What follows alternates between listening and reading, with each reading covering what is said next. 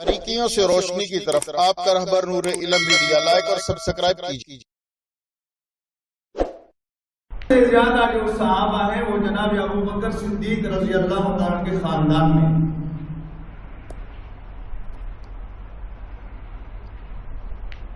اور حضرت ابو بکر صدیق رضی اللہ تعالیٰ عنہ حضور کے وہ یار ہیں جنہوں نے سفر میں، حضر میں ہر وقت نبی کریم صلی اللہ علیہ وسلم کا ساتھ دیا، اور بدر کے مقام پر اکیلا ابو بکر اور ساتھ جناب عبد الرحمن بن عوف رضی اللہ تعالی عنہ آپ کا پہرا دیتے، اور یہ اعزاز پہلی جنگ میں ابو بکر کو نصیب ہوا کہ جناب ابو بکر صدیق رضی اللہ تعالی عنہ حضور کے پہرے دار تھے۔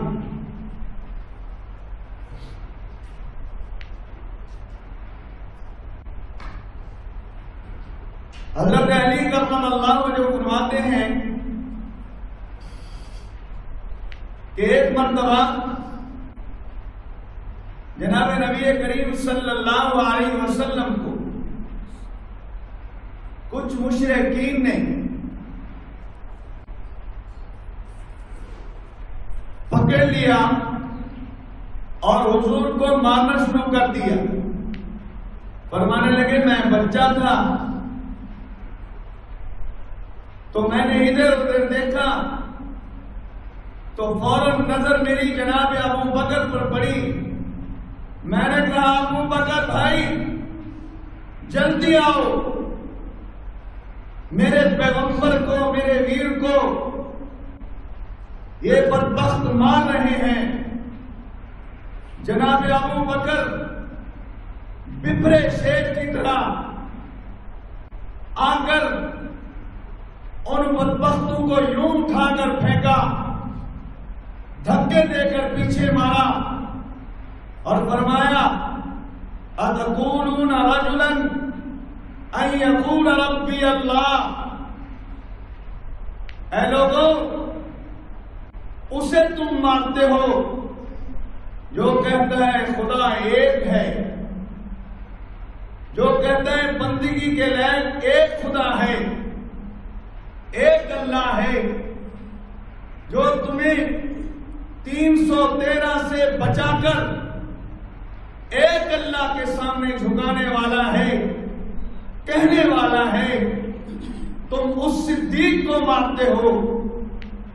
تو میرے دوستو، جناب ابو بکر صدیق نے صرف اپنی جان نہیں بلکہ اپنا مال تک سب کچھ جناب رسالت مآب صلی اللہ علیہ وسلم کی بارگاہ میں لا کے رکھ دیا، آپ کے قدموں پر نچھاور کر دیا۔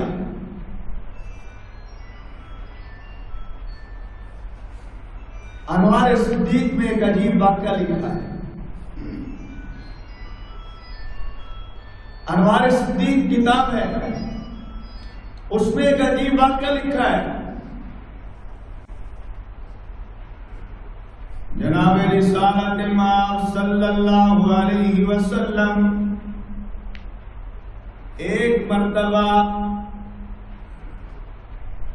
جناب ابو بکر صدیق رضی اللہ تعالی عنہ کو مخاطب کر کے کہنے لگے،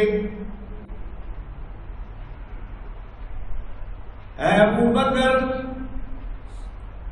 کچھ لوگ آپ کی شان کو کم کرنے کی کوشش کریں گے، کچھ لوگ آپ پر طعن و تشبیہ کریں گے، کچھ لوگ آپ کی شان کو گھٹانے کی کوشش کریں گے۔ اے ابو بکر،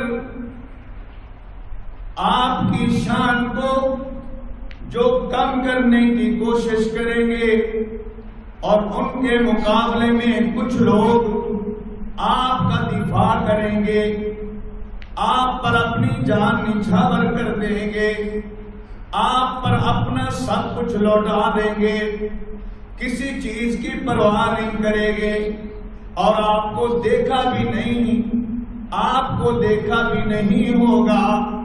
اے ابو بکر، تم ان کے لیے کیا کرو گے؟ جناب ابو بکر صدیق رضی اللہ تعالی عنہ نے سرکار دو عالم صلی اللہ علیہ وسلم کی بات کو سنا، سننے کے بعد فرمایا یا رسول اللہ، آپ گواہ ہو جائیے، آپ گواہ رہیے، میں اپنا چوتھا حصہ نیکیوں کا ان کے نامہ اعمال میں دوں گا۔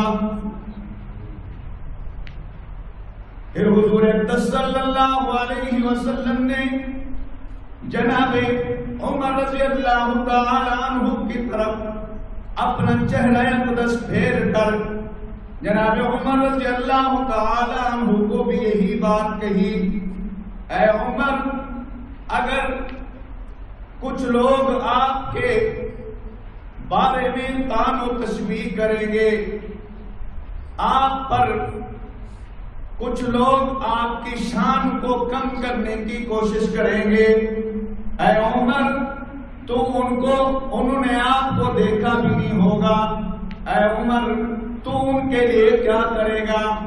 جناب عمر رضی اللہ تعالی عنہ نے جناب صدیق اکبر رضی اللہ تعالی عنہ کی تقریر میں فرمایا، یا رسول اللہ، میں بھی اپنا چوتھا حصہ نیکیوں کا ان کے نامہ اعمال میں دوں گا۔ یہ بات ہو رہی تھی کہ جناب جبرائیل امین آ گئے۔ جناب جبرائیل امین نے فرمایا، آقا، اس بات کو لکھ لیجئے۔ اللہ فرماتے ہیں اس بات کو لکھ لیجئے۔ تو حضور صلی اللہ علیہ وسلم نے ایک پرچہ پر اس بات کو لکھا۔ لکھنے کے بعد جناب جبرائیل امین علیہ السلام نے وہ پرچہ لے لیا۔ جناب جبرائیل علیہ السلام نے وہ پرچہ اپنے پاس لے کر فرمایا، اللہ کی بارگاہ میں لے کر جا رہا ہوں۔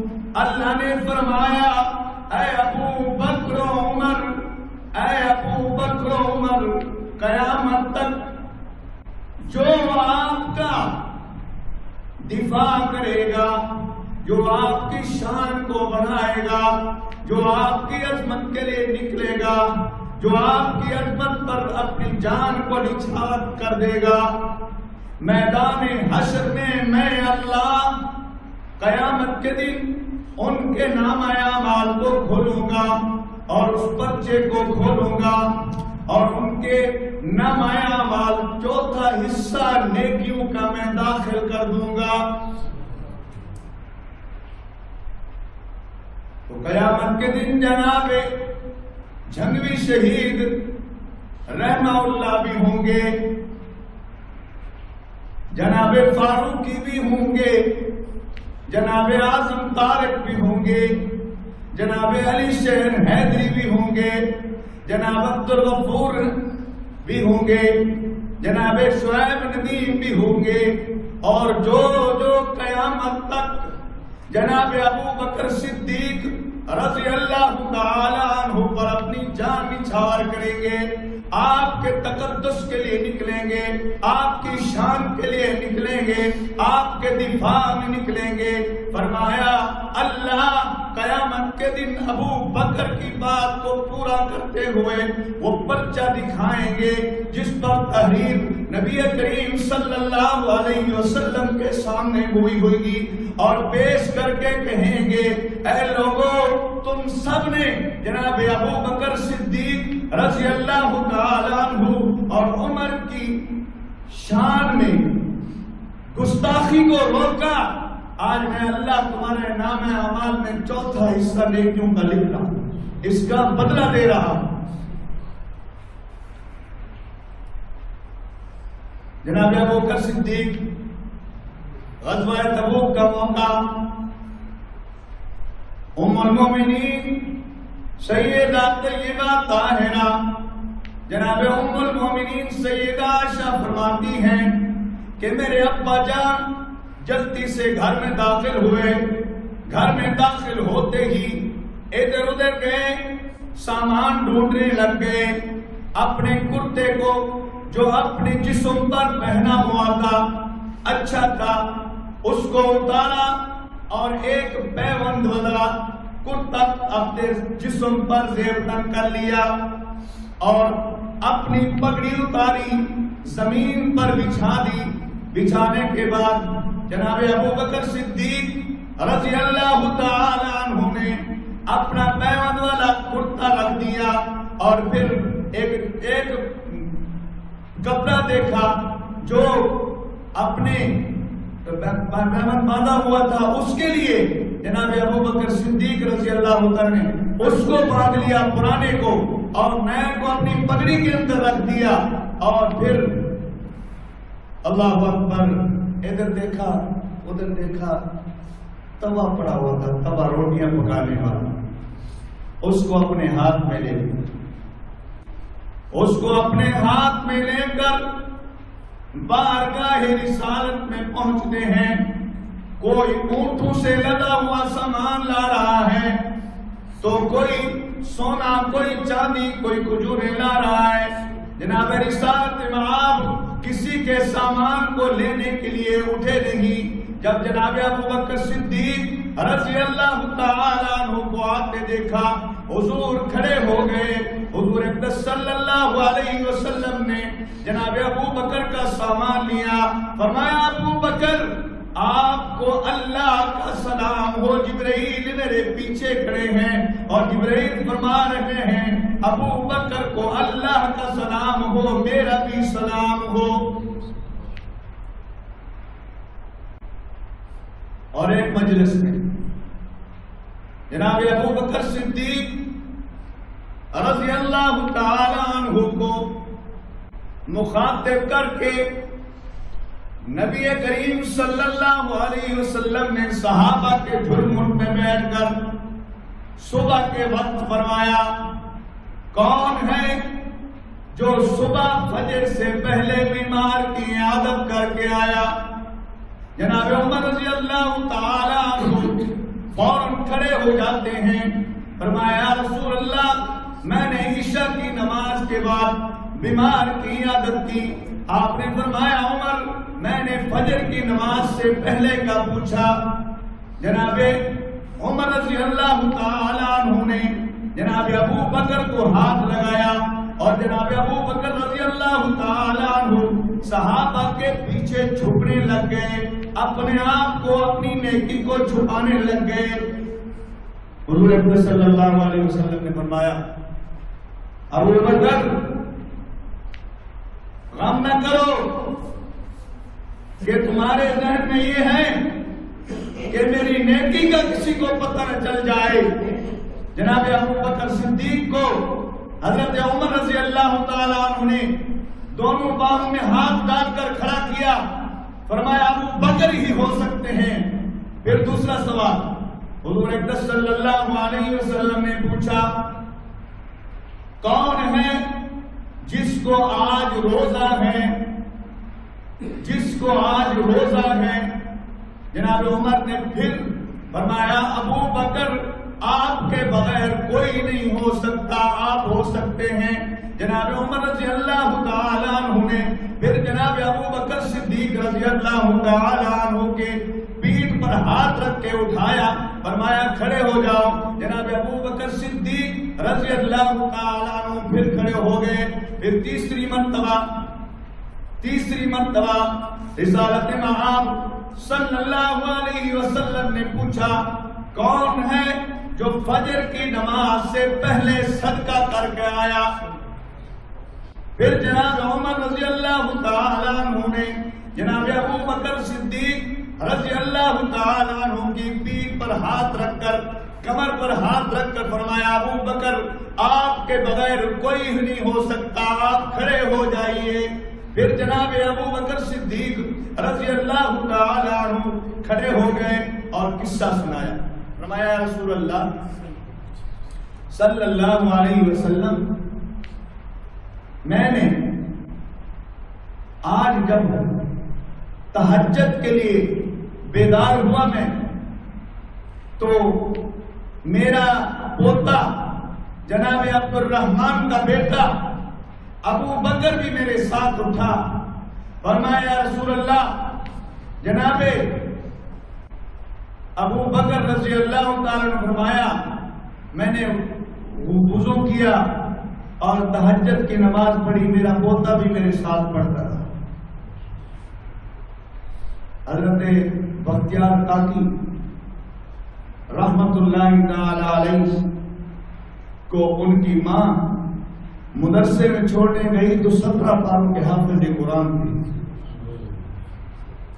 آج ہماری مائیں بھی ہیں کہ اپنے بازو کے اوپر سلا کر فلم دکھاتی ہیں. باپ جو ہے نا پب جی گیم کھیلتا ہے، ماں ٹک ٹاکر بناتی ہے، فخر کرتی ہیں. سنو، بختیار کاکی 17 پاروں کا حافظ تھا جب مدرسے میں داخل ہوا. اور حضرت بایزید بستامی نور اللہ مرقدہ کے بارے میں آتا ہے کہ آپ کی ماں ان کو مدرسے چھوڑنے گئی اور استاد کو کہا، استاد صاحب، قاری صاحب، مولانا، جب تک یہ میرا بیٹا حافظ قرآن نہ بنے اس کو واپس مدرسے نہ آنے دینا. اور امام شافعی رحمہ اللہ جب اپنے گھر سے نکلتے ہیں تو حافظ قرآن بن کر واپس آتے ہیں.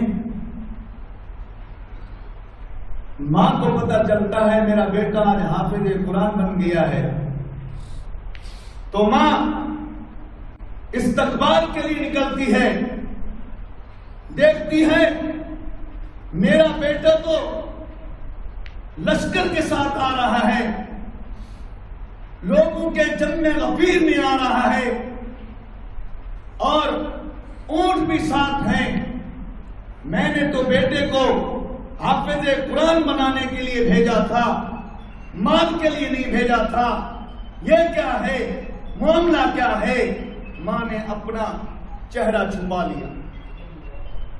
فرمایا اس وقت تک تجھے چہرہ نہیں دکھاؤں گی جب تک تو وجہ نہیں بتائے گا تو مال کے لیے گیا تھا یا اللہ کے قرآن کے لیے گیا تھا. تو آگے جواب امام شافعی اپنی ماں کو مخاطب کر کے کہتے ہیں، اماں جان میں آ گیا، آپ نے چہرے کو چھپا لیا.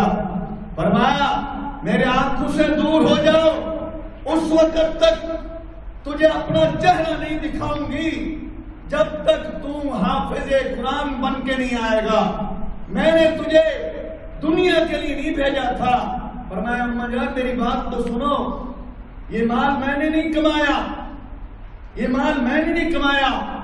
آپ سارے دوست بھی اس بات کو سنیں اور غور کریں کہ ہم علماء کا، حفظاء کا، قراء کا، دین والوں کا، دیندار طبقوں کا کیا احترام کرتے ہیں یا اپنی اولاد کو مستقبل کے لیے کیا دیتے ہیں. جناب امام شافعی نور اللہ مرقدہ نے اپنی اماں جان سے کہا، اماں جان میں حافظ قرآن بن کے آیا ہوں. فرمایا حافظ قرآن تو بن کے آیا ہو، یہ 3 اونٹوں پر جو سامان ہے. فرمایا اماں جان جس محلے کی مسجد میں میں حفظ کرتا تھا، میرا حفظ مکمل ہوا، میں حافظ قرآن ہوا تو لوگوں نے میرے اعزاز میں یہ کچھ دیا. کسی نے کپڑے دیے، کسی نے سونا دیا، کسی نے چاندی دیا، کسی نے جوتے دیے اور کسی نے میرے اکرام میں کچھ دیا. اماں جان یہ 3 اونٹ بنے. میرے استاد نے کہا یہ لے کر جاؤ اپنے گھر میں. اماں جان بھی امام شافعی کی ماں تھی. میرے دوستو، اگر میری اور آپ کی ہوتی تو کہتی شاباش شاباش بیٹا، یہ تو بہت اچھا کیا، پڑھنے کے ساتھ تم دنیا بھی کما کے لائے ہو، یہ تو بہت اچھی بات ہے۔ نہیں ایسا نہیں ہوا، بلکہ امام شافعی نبر اللہ مرکزہ کی ماں نے کہا اے شافعی، جب تک اس مال کو اسی جگہ پہ کھڑے ہو کے اللہ کے راستے میں تقسیم نہیں کرے گا، اس وقت تک تجھے منہ نہیں دکھاؤں گی، اپنا چہرہ نہیں دکھاؤں گی۔ حضرت امام شافعی نبر اللہ مرکزہ نے وہ سارے کا سارا سامان اللہ کے راستے میں اونٹوں سمیت تقسیم کر دیا۔ فرمایا اماں جان اب تو مجھے چہرہ دکھائیے۔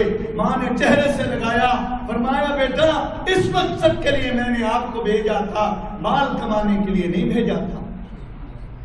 تو میرے واجب الحترام دوستو، جناب ابو بکر صدیق رضی اللہ تعالی عنہ وہ صحابی رسول ہیں جس کو ایک مرتبہ نہیں کئی مرتبہ بارگاہ رسالت میں بیٹھے ہوئے اللہ کے سلام آئے۔ اگر ابو بکر کپڑے پہنتا ہے، تاج کا لباس پہن کے آتا ہے، سرکار دو عالم صلی اللہ علیہ وسلم کی مجلس میں حاضر ہوتے ہیں، سارے گھر کا سامان لے کر حتیٰ کہ سوئی میں دھاگا ڈال کے لاتے ہیں، اس لیے لائے کہ یہ تو سوئی ہے، یہ مجاہدین کی کپڑوں کی سلائی میں کام آئے گی۔ تو میرے دوستو اس وقت بھی جبرائیل امین آئے، جبرائیل امین ٹاٹ کا لباس پہن کے آئے۔ محبوب نے فرمایا اے جبرائیل ٹاٹ کا لباس کیوں پہن کے آئے ہو، تیرا نورانی لباس کہاں ہے؟ کہنے لگے یا رسول اللہ صلی اللہ علیہ وسلم، یہ جو آپ کا یار ہے، یہ جو آپ کا دلدار ہے، یہ جو آپ کا محبوب دوست ہے، اس نے اللہ کے راستے میں اپنا سارا مال دیا ہے، اللہ نے اس کے اکرام میں سارے نوریوں کے حکم دیا، اے نوریو اپنا نوری لباس اتار کر ٹاٹ کا لباس پہنو، ابو بکر کی تقلید میں پہنو۔ تو جناب ابو بکر صدیق رضی اللہ تعالی عنہ 9 سال تک آپ 2 سال تک آپ نے حکومت کی، آپ نے 3600 مساجد بنوائی اور 900 مساجد جامعہ مسجدیں بنوائی، اپنے زمانے میں جامعہ مسجدیں بنوائی۔ اور جناب ابو بکر صدیق رضی اللہ تعالی عنہ وہ ہیں، فرمایا جب کبھی مجھے کوئی مسئلہ پیش آتا، نظام حکومت چلانے میں مجھے کوئی مسئلہ پیش آتا، میں سب سے پہلے فرمان نبی کو دیکھتا، اگر فرمان نبی میں مجھے نہ ملتا سب سے پہلے میں قرآن کو دیکھتا، اگر مجھے قرآن میں نہ ملتا میں نبی کے فرمان کو دیکھتا، جب نبی کے فرمان کو نہ دیکھتا اس میں نہ ملتا تو پھر میں اپنے اس کو دیکھتا، پھر میں مسئلے کو حل کرتا۔ اسی طریقے سے جناب عمر رضی اللہ عنہ فرماتے ہیں میں نے بھی ایسا کیا، میں نے اپنی خلافت میں ساری چیزیں دیکھی، خلافت میں جب کبھی مجھے کسی امور میں رکاوٹ پیش آئی، مسئلہ پیش آیا، میں نے سب سے پہلے اللہ کے قرآن کو دیکھا، پھر محبوب کے فرمان کو دیکھا، پھر جناب ابو بکر صدیق کو دیکھا۔ جناب عثمان کہتے ہیں میں نے سب سے پہلے اللہ کے قرآن کو دیکھا، پھر نبی کریم صلی اللہ علیہ وسلم کے فرمان کو دیکھا، پھر میں نے ابو بکر کو دیکھا، پھر میں نے عمر کو دیکھا، اور پھر میں نے مسئلے کو حل کیا۔ عمر رضی اللہ عنہ نے کیا کیا، ابو بکر نے کیا، میرے پیغمبر نے کیا کیا، قرآن نے کیا کیا۔ تو میرے دوستو ابو بکر کی یہ سیاست تھی، عمر کی یہ سیاست تھی، علی کی یہ سیاست تھی، جناب عثمان کی یہ سیاست تھی۔ اللہ سے دعا ہے اللہ ہمیں خلفائے راشدین والا نظام نصیب فرمائے اور ان سے حکمران نصیب فرمائے جو ابو بکر و عمر رضی اللہ تعالی عنہ کی تقلید میں حکومت کرنے والے ہوں۔ وآخر دعوانا الحمدللہ رب العالمین۔ باریکیوں سے روشنی کی طرف آپ کا رہبر نور علم میڈیا لائک اور سبسکرائب کیجیے۔